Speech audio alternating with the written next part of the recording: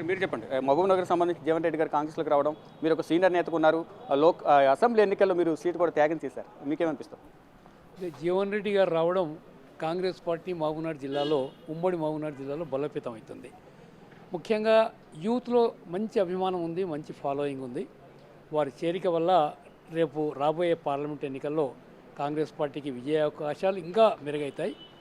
మనకు వెంకటేష్ నేత కూడా మంచి పేరుంది వారికి. వారు కూడా ఈరోజు మా అందరూ కూడా మీరు చెప్పినట్టుగానే సర్ప్రైజ్, వారు చేరుతారనేది మా అందరూ కూడా సర్ప్రైజే. వారు అంటే గతంలో శ్రీనివాస్ అన్న చెప్పినట్టుగా వారు ఎమ్మెల్యేగా పోటీ చేసి కొన్ని కారణాల చేత ఓడిపోయి తర్వాత టీఆర్ఎస్లో పోయి వారు ఎంపీ కావడం జరిగింది పెద్దపల్లి నుంచి. అలాంటి వారు రావడం ఇలా కాంగ్రెస్ పార్టీకి ఓ శుభ సూచకం. వారి అడుగుదాడలు ఇంకా చాలామంది రాబోయే రోజుల్లో చేరబోతూ ఉన్నారు. చాలామంది గొప్పవారు కూడా రాబోతున్నారు. క్లీన్ స్వీప్ చేసే అవకాశం ఉందా లోక్సభ ఎన్నికల్లో?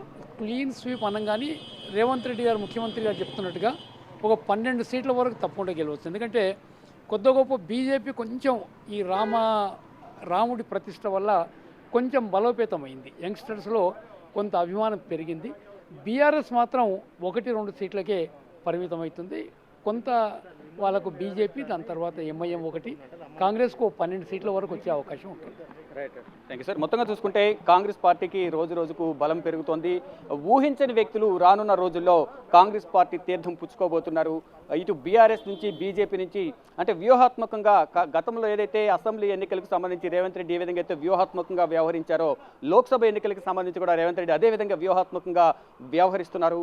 ఈ నేపథ్యంలోనే వెంకటేష్ నేతను తన వెహికల్లోనే కేసీ వేణుగోపాల్ నివాసానికి తీసుకొచ్చి కాంగ్రెస్ తీర్థం పుచ్చుకునేలా చేశారు. అంటే ముందుగానే వారిద్దరికి సమాచారం, అంటే రేవంత్ రెడ్డి ముందు నుంచి వారితో మాటలు జరిగినప్పటికీ కూడా ఎవరికి కూడా కీలక నేతలకు కొంతమందికి ఎవరికి కూడా సమాచారం లేదు. కానీ అక్కడ ప్రత్యక్షమైన తర్వాత మాత్రమే అందరికీ తెలిసింది. ఇటు బీఆర్ఎస్కు బిగ్ షాక్ అని చెప్పుకోవచ్చు. రానున్న లోక్సభ ఎన్నికలకు ముందు బీఆర్ఎస్కు షాకుల మీద షాకులు తగ్గుతున్నాయి. రానున్న రోజుల్లో మరిన్ని కీలక పరిణామాలు చోటు చేసుకునే అవకాశం ఉన్నట్టు కూడా ఎన్ఎం శ్రీనివాసరెడ్డి, చిన్నారెడ్డి, ఇటు జీవన్ రెడ్డి ప్రతి ఒక్కరు కూడా చెప్తున్న పరిస్థితి నెలకొంది. రానున్న ఎన్నికల్లో కాంగ్రెస్ పార్టీ బలం మరింత పెరగబోతోంది. ఇతర పార్టీల నుంచి రోజు రోజుకు చేరికలు ఎక్కువే అవకాశం ఉన్నట్టు కూడా చెప్తున్న పరిస్థితి ప్రజెంట్ ఉంది. Right, thank you Shiva.